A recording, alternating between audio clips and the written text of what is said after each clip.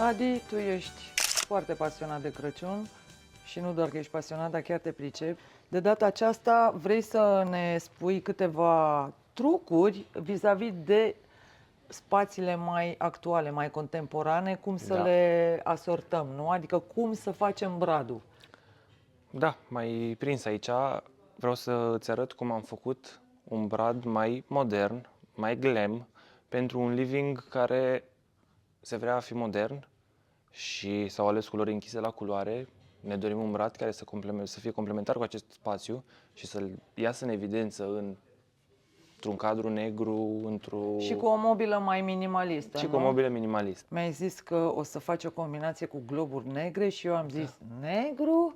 Nu? Ai râs de mine? N-am râs de tine, Ai doar râs că... de reacția mea, de Da. expresia mea, așa e.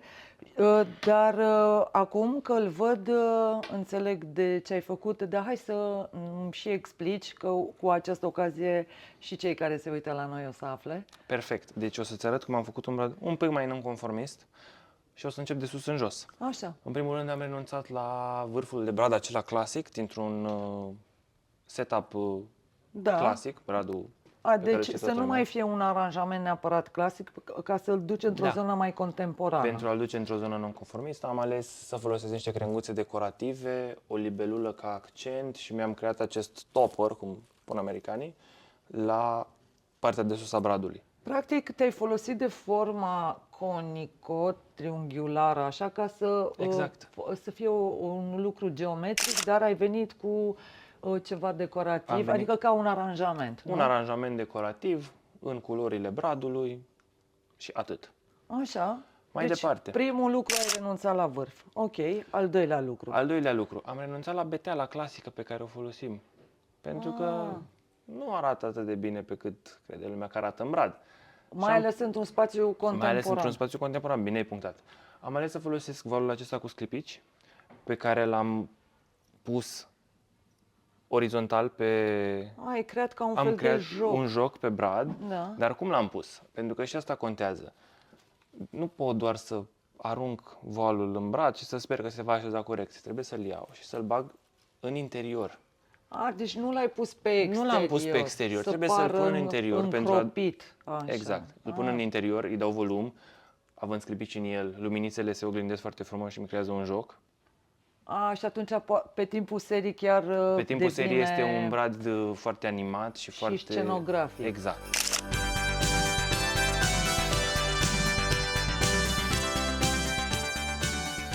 Pe lângă panglica cu sclipici, m-am folosit de flori artificiale.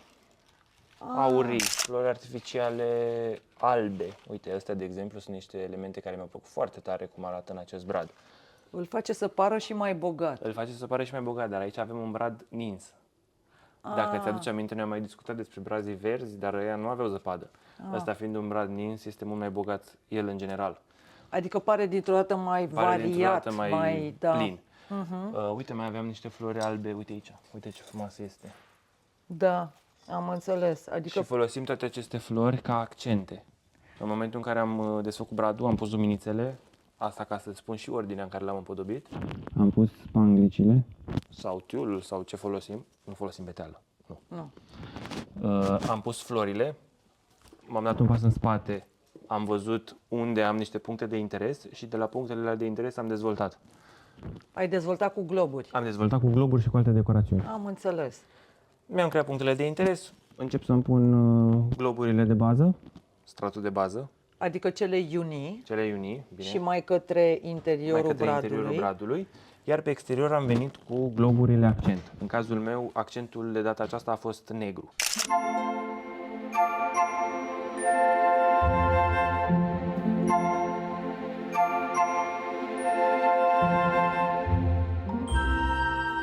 Am înțeles. Și uite, Deci avem astea globuri negre. negre, avem niște globuri superbe cu pene negre. Uite aici unul, dacă vrei să vii să-l vezi.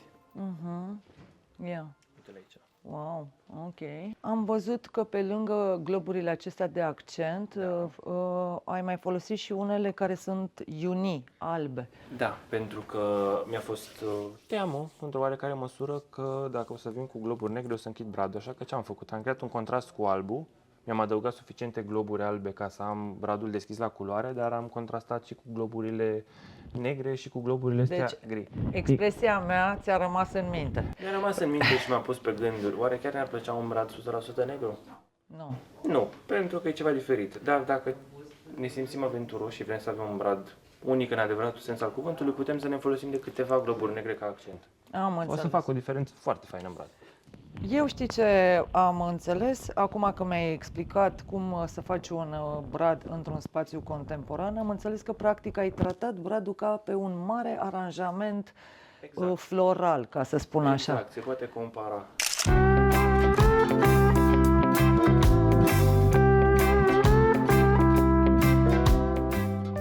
În ambientele contemporane de multe ori găsim mobilă închisă la culoare, măcar canapeaua sau canapeaua, dar oricum e prezent negru, mai ales în ziua de astăzi, pentru placări, pereți și așa mai departe. Hai, fă-ne un rezumat. Deci, pentru un brad într-un ambient contemporan, 1.